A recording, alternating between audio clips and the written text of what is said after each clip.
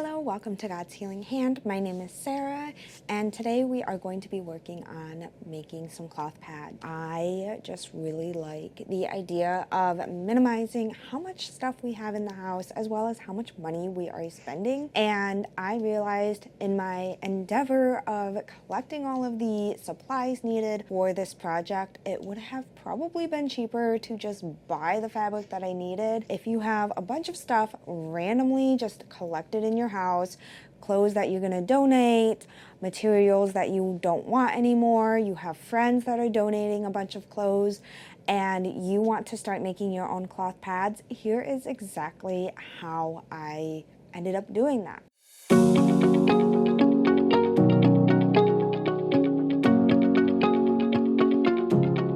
I really wanted to have a more sustainable and natural option when it came to my period, and I also just didn't like how disposables feel anymore, and I was just kind of done with it. I really just always leaked through them and they just never fit my body properly, and so I just wanted something that was a little more natural as well as something a little bit more conforming to my body so that way I didn't leak. And I can officially tell you that it all worked. I didn't leak through any of the cloth pads. I didn't stain anything, which is surprising. The first things that I did was I did not go out and buy a $500 serger. It was definitely a temptation for me to do, but instead I decided to save my money and buy a specific foot for my machine that will do an overlock stitch.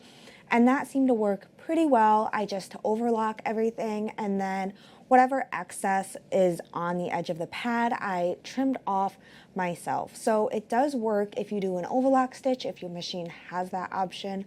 So that way you're not fussing with tubing and flipping everything right side in and all of that. And I just like the more sleek look. And that was just kind of something that I had preferred. Now, when it came to materials, I did decide to go out to thrift stores and buy a bunch of materials that I needed. And I couldn't find anything that was natural per se, just because that's a little harder to find out in the wild. I did end up getting quite a bit of polyester-based items, which is something that I don't want to do long term. So in the next time that I make cloth pads, I definitely will be putting in the money to buy quality natural fibers as opposed to the polyester things that I did get. However, if that is not a concern for you, I definitely would recommend just going to a thrift store or using some materials that you have around the house that you're not using and making do with that. So when it came to buying things at the thrift store, I decided to go with athletic wear for my toppers, and then I had some flannel lying around, as well as finding some bamboo pajamas that was out in the thrift stores. Now, when it came to buying actual materials, I did not save any money. I probably spent more than I needed to because thrift store prices are so expensive. And I don't think I won in terms of saving money. When it comes to the materials, I definitely had a big learning curve of how materials absorb liquid and how it all functions and works. And I'm still a little confused, but I am definitely happy. So how I did the layering was I did an athletic dry top. So any kind of athletic wear that promotes dry feeling or moisture wicking, I use that.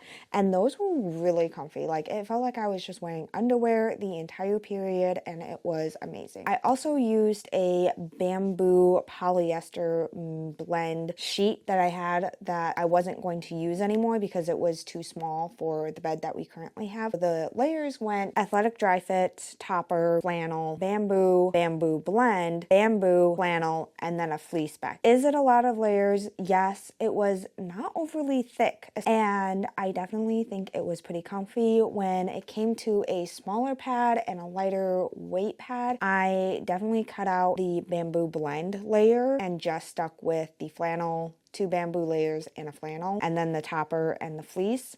Learning how to make my own cloth pads has definitely been a fun skill to learn. I also really enjoy the fact that I'm able to do something with my hands with my kids around.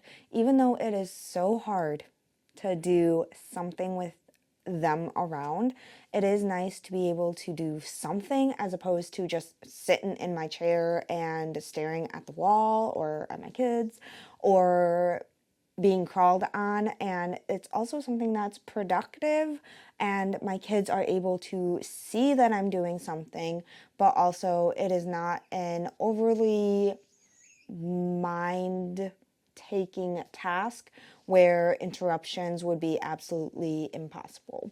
Like when I make soap, there is no interruptions. Like once I start making soap, I have to go through the entire process until it's poured.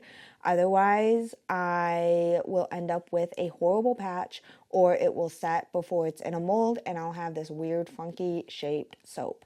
And so having different skills that not only help with the household but also is something for me to enjoy is so nice, because not only am I being entertained, it also helps my children learn that mommy might be a little bit busy right now, but she is available. However, it is more important that they learn how to play independently, and that is so important.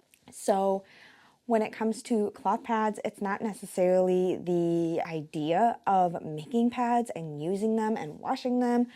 It is more about adding to your skill set to enjoy and do something around the house. It's just so fun to be able to learn new tasks that benefit the home but also is entertaining to you. I also have a ton of skills that I love doing, and I can't wait to share with you the next skill that I want to show you. So if you liked this video and you liked how to make cloth pads, or you want to know more information, let me know down in the comments, and I'll see you in the next video. I know this was probably a scattered video. This is my first kind of time doing these types of videos, but I really do enjoy them, and I hope you subscribe and follow for the next one. Anyway, there is my little please follow, please subscribe, I promise I will get better little thing. So till the next video, enjoy what I actually do and what I make, and I can't wait to show you for the next video.